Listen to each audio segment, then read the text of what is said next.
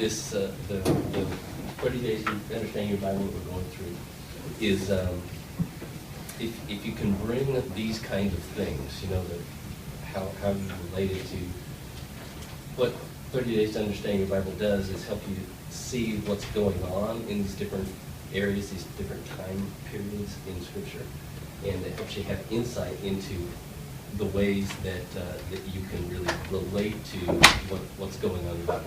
Real people who had real same sort of things like we had. It didn't matter what question we came up to; everybody would have something to kind of discover and uncover about any of those questions. So we're in the middle of this arc of biblical history. And we're going to talk about the two eras that you had a chance to look at through this week. We do have some more books, so if you don't have, does anybody not have books that wants them? Did you get one last week, Jesse? Can I give you one? Anybody else need one? Okay, so the arc of biblical history.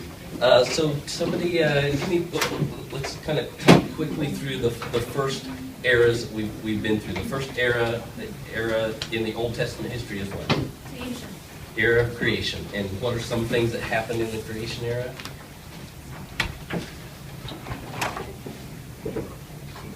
Well, you had Adam and Eve. Yep. You got. And then you had sin. And you had the flood.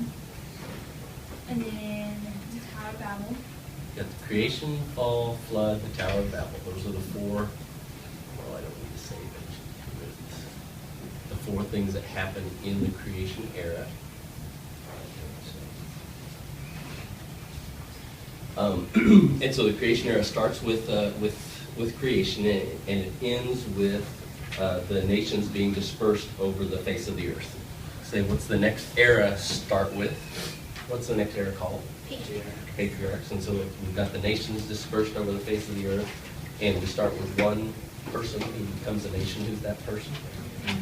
Abraham. Abraham has one son. Who's the promise is going to continue through? Who's that son? Isaac. Isaac has one son whose promise is going to continue through, and that person is Jacob. Abraham, Isaac, and Jacob. Jacob's name gets changed to Israel. Israel has 12 sons who become the 12 tribes of Israel. That's the patriarch here. God leading his people through a family. Just a second. I just had a thought. You know the song about Abraham had many sons? Technically, it was the father Abraham. That is true. So, you get light twist there. You know, that is really insightful because there's a number of things that many of us, if you grew up in church, you know those little kid songs or the little kid versions of the stories. And what's really necessary to when you kind of are becoming an adult is to have adult pictures of things. I'm always struck by, you know, the story of David and Goliath is when we were little kids, that story is little people could do big things too. But that's not the story of David and Goliath. And knowledge of biblical reality doesn't grow past the little Sunday school stories and songs. You're kind of stuck back there. Yeah, I teach the 2- and 3-year-olds on Saturday nights. And I just like will look through the stories and everything like that before class starts, and I'm just like, oh, okay. I remember the story, but I now picture it in a more grown-up way, and it's like, I don't know how to teach this now. Okay, so that's the era of the patriarchs, and so we have creation, patriarchs, and then we end with Joseph in the patriarch era, and that starts the next era, which is what? Exodus.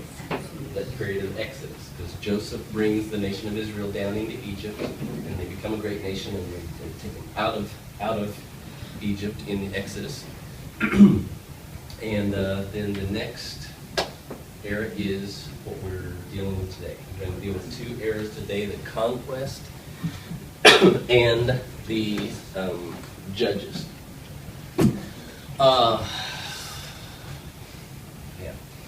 So this is the area in which all these eras are happening. Again, the whole biblical reality, the whole stories, everything that happens in the Old Testament biblically happens in an area a little bit larger than the size of Texas.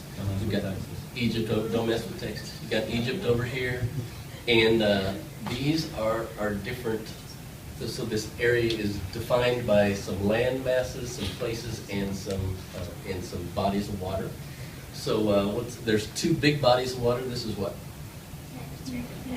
This is Mediterranean Sea, and this is the Persian Gulf, right? There's the two big bodies of water. Two small bodies of water. Up at the top here is a little sea, the Sea of Galilee, and there's a bigger one, which is the Dead Sea. And then there's 4 different rivers. What's the big river that empties into the Mediterranean Sea? The Nile. These 2 rivers are the Tigris and Euphrates, and this is a river running between the Sea of Galilee and Jordan and this is Jordan River. And so what's this area? What's this nation over here called? Egypt. That's where Egypt is happening. And this land between the rivers, this whole area, kind of over to this side, is known. There's several kingdoms here. What are the kingdoms that exist here? Babylon is one of them. Assyria is one of them, and Persia. In the story of the Old Testament, those are the big kingdoms that happen over here. We think of it as Assyria, Babylon, and Persia because of the centralized location. So in looking at the conquest area, so you looked at 2 things this week: conquest and the judges. And in each of the eras, we were using 4 things to kind of as hooks to sort of hang our thinking on it through. So what happens in the period of the conquest? What's the basic storyline there? They come out of Egypt, and what happens? They enter into the promised land and end up settling there. Who's the key player in this? Joshua. And how does Joshua get to be the key player in this? What's the history of Joshua? Why is he the big head honcho guy in the period of conquest? He was one of the 2 spies who said they couldn't declare him. So let him and the other spy, Caleb, those were the only 2 from the original group that were allowed. Exactly. When they were initially, they came out of Egypt and they were supposed to enter and take over the promised land from here at Kadesh Barnea, but they didn't. And so they came back and wandered around here in the wilderness until what happened? What was the point of wandering around for that time period? Right, until the generation who refused to enter died out, and Joshua and Caleb brought the nation of Israel into this land. Okay, this land is called different things at different times. When Abraham, Isaac, and Jacob, when they first are settling and nomadically hanging around in this land, what's that known as? The land of Canaan, named after the Canaanites who lived there. Then it becomes the land of Israel when the people became a nation, and then it's going to later once we get to the New Testament, it's going to be named different. It's going to be known as something different. What's the land? It's not called Israel in Jesus' day. It was Palestine. So this is Canaan, Israel, or Palestine, depending on what area you're talking about there. Okay, so when they come to conquest, so when they're coming in to enter this land, this has been coming for a long time. You know, they came out of Egypt, and that took them a long time to get out of Egypt. Then they wandered around here for a long time, and then they're coming into the Promised Land. How did they get into the Promised Land? What's the big first event that happens? How do they get there? Pardon? Oh, crossing the Jordan. They cross the Jordan. There's one there on the trip. So they may know why does God have them cross the Jordan? What's the point of doing this? Why don't they just like go in the land again? I think it's a sign because whenever they left Egypt, part of the Red Sea, and then whenever they into Jordan, he instructed the priests to go through, and the priests were going to be part of the Jordan for them. And so it's kind of like God signing them like I'm giving this land to you. Yeah, that is exactly why. In fact, it's actually stated even a little bit more so than that. What God says is, God says to Joshua, he says, I want you to cross the Jordan because I want people to trust in you in the same way that they trusted in Moses. And so God basically recreates the crossing of the Red Sea for a new generation who has heard the story of that, but God marks and goes, okay, I am that same God, I took you out, we had some detours, but now we're going in. And there's three things primarily that God says it needs to be true when they go into this land. What does he tell them to do and to not do when they take this promised land? Destroy all idols and not take anything as your own. Exactly, destroy all the idols,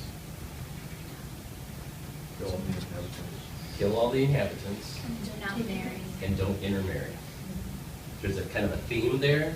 It's like, I'm giving you this land, it's a promised land, it's flowing with milk and honey, but there's going to be all sorts of good things in there. But what I want you to do is I want you to displace the people that are there and don't intermarry with them, don't take their gods. We're going to bring in this law that I showed you about how my people live together, and we're going to have a place where we exhibit that the ends of all the earth can see what a people of my own possession do. And so they cross the Jordan in that a mimicking or a redoing of the crossing of the Red Sea. The first big battle they come up to then is what? Jericho. Jericho. And what happens at Jericho? Yeah, the wall comes down. And if you read through the big person's version of the story, you got the little Sunday school version, but the big person's version of the story is a crazy story about God directing them very clearly to walk around, and their people are on the walls mocking them, and all they do is walk around one time for several days, and then walk around for 7 days, 7 times, and shout the trumpets, and the walls fall down, and God accomplishes. So in the same way that God brought them out of Egypt not by their own hands, but by his hands, he brings them into this land by his hand as well. Something I thought was interesting as I was reading through the book is, in the book it says that Joshua is this he was a brilliant military strategist, and they said that people nowadays still go back and look at how he fought battles, and it was almost like Joshua it was like an internal battle with him, to let God go through and do, instead of him saying, oh no God, I got this, he gave me these skills and I can use them here, instead of listening to God, but he chose to do the opposite, where he's like, it's your glory, not mine, so why don't you take over? Anybody else read through this at all and have any new eyes or new thoughts about it as you read through it?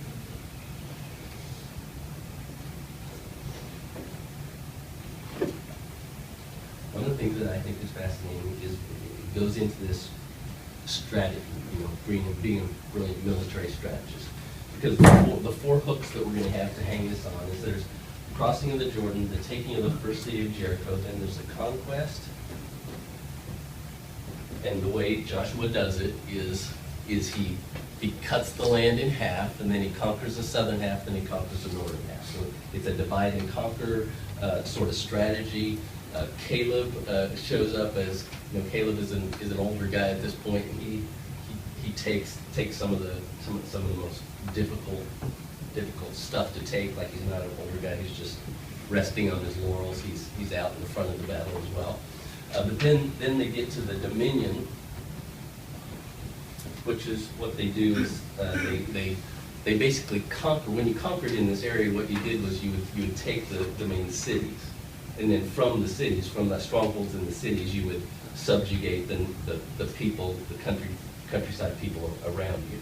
So when they when Joshua did the conquest, they kind of got control of the area, and then they divided up the area according to the tribes, and each tribe was responsible to finish the work that needed to be done in driving out the people in that area. And one of the things that I think is really interesting as I study through this, and thinking through how it relates to me, is I find that this is often the way God works in my life, and I see Him working in young people's lives as well. He's got he gives you an idea of where He wants you to go and what He wants you to do with your life, and some promises and intentions of where He wants to take you. And then often He'll do something really miraculous to start that off. It's like they come into the land and God, makes Jericho fall, but then they have to go get the rest of the land. They fight city by city, town by town, strategize, do what they need to do to get the whole area of the land. And God often works like this. You'll recognize it in the lives of godly people that you hang around with, and you'll recognize it in your life as well. That as you get clarity from God about where He's taking you and what He wants you to do, often He'll augment that by some dramatic something so that yeah, okay, I'm supposed to do this. And then you get into it and you're like, okay, God, I thought we were, weren't you going to kind of help here? Am I on my own to make it happen? But that's what you see in the period of the conquest, is God is directing His people to come in and take over a land. And He acts on their behalf. And it's completely dependent on God, but it is completely involving them doing and believing and obeying and following and making it happen themselves. So, something that happens often throughout Scripture. In the middle of this, so there are three in the middle of this. One of the things, the description in Joshua, it ends with this. It says that they went into the land and they conquered all of the land except for a few people left living in Gaza, Gath, and Ashdod.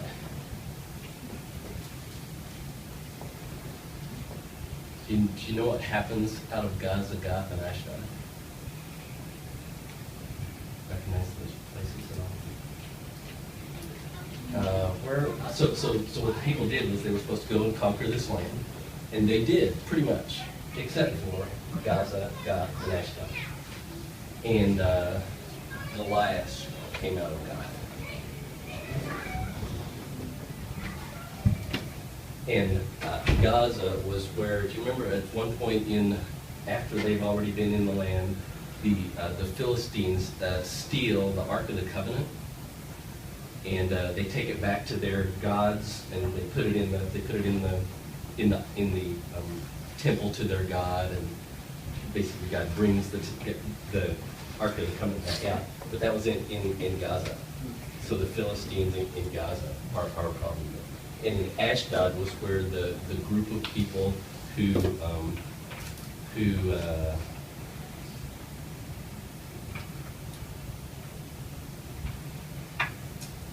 gouged out Samson's eyes and bound him and took over. And so these, Samson and Delilah, that whole Samson, Delilah was in league with the Ashdodians. And so it's really interesting how the whole story of the nation of Israel, their biggest problems were the few places where they said, hey, we're here. We got the land, we got plenty to live on, we're happy with what God's given us, we've done enough, we don't really need to worry about these few things. I know we were supposed to really wipe things out, but they didn't. And so the biggest problems were from there.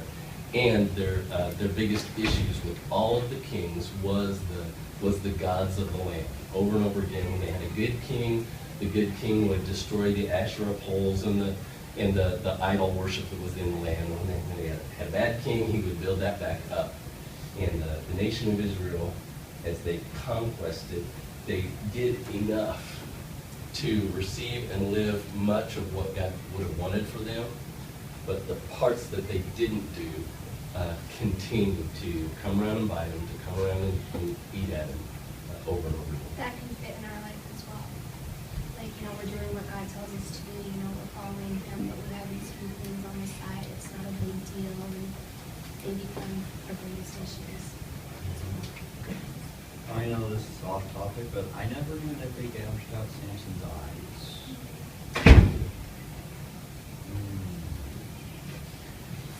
It's one thing to look at the story and go, okay, look at what it would have been. Look at if they just would have done what they should have done from the beginning, it would have been much better. It's another thing to put yourself in that place, and you're living here, and they're destroying people, and like, is this really, we're fine. We don't need that land. Let's let them live. There's lots and lots and lots of reasons that unless you believe God is right about what He's saying and doubt that yourself, doubt yourself in coming up with your own answers that seem like they're good enough, you're very likely to fall into that same sort of trap. So then when we get into the Judges era, I'm just going to run through this quick. The 4 issues in the Judges era, actually the way the book lines them out is that there's what happens is God leads His people by judges, and who these are is they're not. It's different than the patriarch area where He's leading His people as a family. What happened was there were these cycles that the people would obey God, and He would bless them, and then they would forget. And the people around them would overtake them, so they would be oppressed. And then they would cry out, and He would send them a deliverer. And then they would be delivered, then they would obey and be blessed, and then they'd forget and be oppressed, and He would cry out, and He would send them a deliverer. This is the cycle of Judges over and over again. And this is what the judges were. The judges were deliverers who, for example,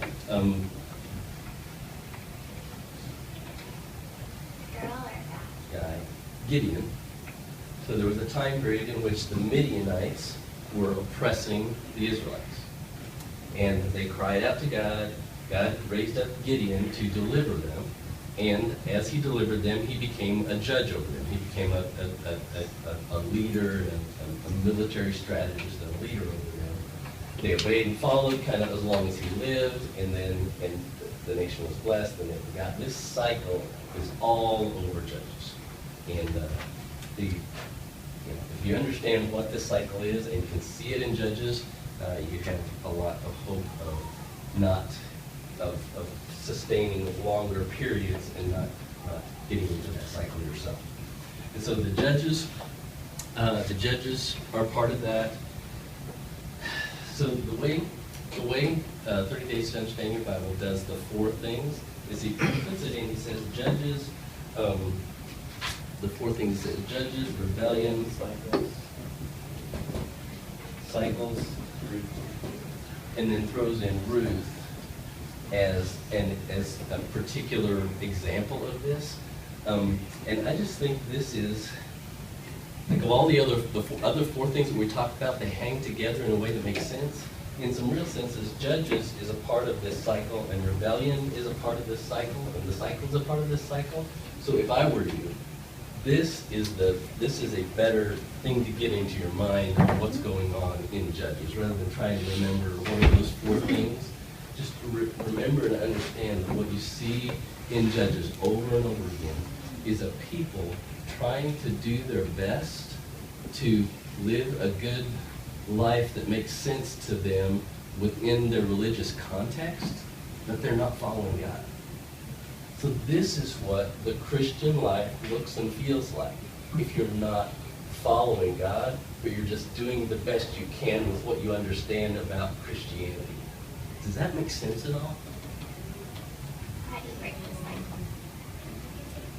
How do you break the cycle? good question. Are you asking that question? Yeah. So I would give you this hint. How to break the cycle depends on what cycle you're in. If you can know sort of where you are in the cycle, what you need to do when you're in the middle of this cycle is very different than what you need to do when you're in the middle of this cycle. So that's one of the ways to break the cycle, is to recognize where you are. If this is in the cycle that you're in, that you know, kind of apathetic, I know there's good things, but I'm not all excited about that, well, there's a lot of good. What you need to do here is remember. You need to remember and you need to return. You need to intentionally live in the place that brought about blessing, even though that doesn't seem to be like something you feel like you want now. So the way to break the cycle is to recognize where you are in the cycle, and then, when you are oppressed, the correct thing to do is to cry out. And it's kind of in the here part that's where the cycle needs to be broken to continue to live on in obedience and blessing, rather than forgetting and entertaining and going outside of the cycle. So again, we've got, those were 2 more eras in this coming week. There's 2 more eras to tackle, which is the Kingdom Era and the